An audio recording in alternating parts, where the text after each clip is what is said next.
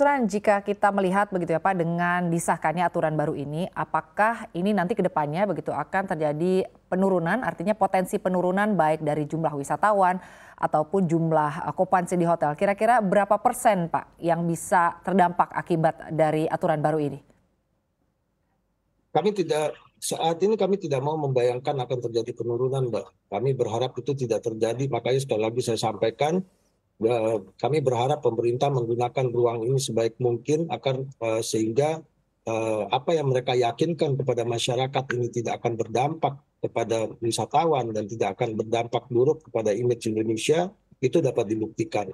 Karena bagaimanapun tentu kami di sektor pariwisata sangat berharap suasana kondusif, narasi yang kondusif, dan persepsi yang tadi yang negatif itu menjadi menjadi kembali positif, sehingga kepercayaan dari wisatawan itu untuk tetap ke Indonesia dan image yang sudah kita bangun semenjak sepanjang 2022 ini untuk menggaungkan wisata Indonesia itu tetap terwujud.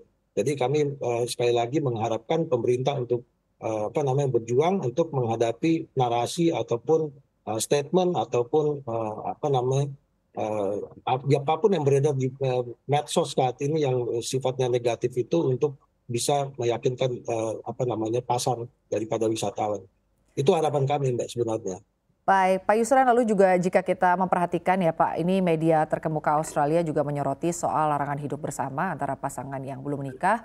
Dan hal ini disebut dapat menakut-nakuti turis begitu dan juga bisa merusak investasi khususnya di Indonesia. Tanggapan Anda Pak atas apa yang disampaikan ini? Ya tentu semua sekarang apalagi negara-negara kompetitor ya akan memanfaatkan ruang ini untuk kalau kita bicara kompetitor tentu mereka akan berbicara sesuatu yang dapat menarik yang tadinya mereka berkunjung ke Indonesia untuk keluar kan.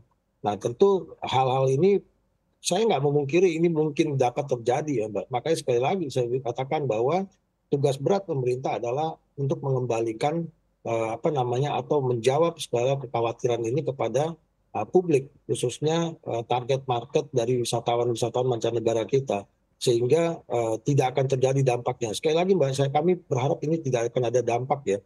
Nah, tapi tentu yang bisa menjawab itu adalah pemerintah, karena yang memahami sesimpel apa delik aduan itu atau tidak separah yang kami bayangkan delik aduan itu adalah tentu yang mendesain dari aturan ini sendiri. Kalau di kami, khususnya di sektor akomodasi, karena sudah selalu menghadapi dinamika ini, tentu kami tahu bahwa justru karena ada pengakuan dua model pernikahan ini, konflik pribadi atau privat antara satu keluarga dengan atau satu pasangan dengan pasangan lain itu pasti akan terjadi, karena tidak sesimpel itu Mbak mengatasi hal-hal yang seperti ini.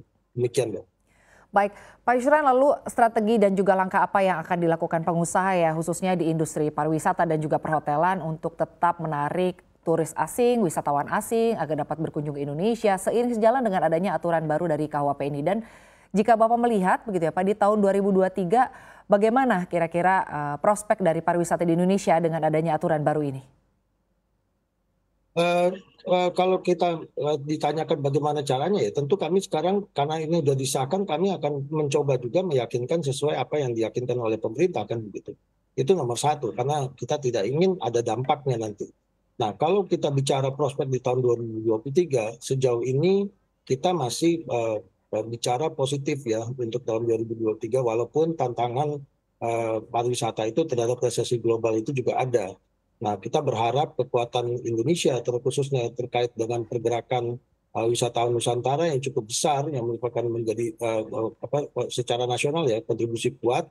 Namun kita juga tidak memungkiri bahwa kita juga membutuhkan wisatawan mancanegara, karena ada beberapa destinasi yang sangat bergantung ya kontribusi okupansi kalau dari sisi hotel itu sangat bergantung dari wisatawan asing. Jadi optimisme itu masih tetap kita bangun.